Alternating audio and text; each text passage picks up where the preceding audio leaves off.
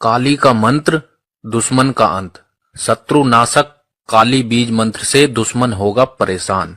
दोस्तों, आज हम शत्रु नाश के लिए शत्रु नाशक काली का बीज मंत्र लेकर आए हैं।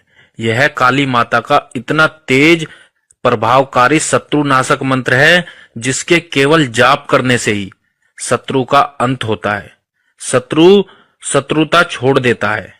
यह काली माता का शक्तिशाली अचूक दुश्मन का नाश करने का मंत्र है।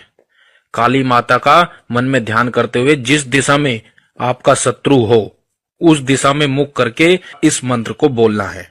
ओम नमो मातेश्वरी ह्रीम क्रीम भगवती काली अमुक हन हन। ओम नमो मातेश्वरी ह्रीम क्रीम भगवती काली अमुक हन हन।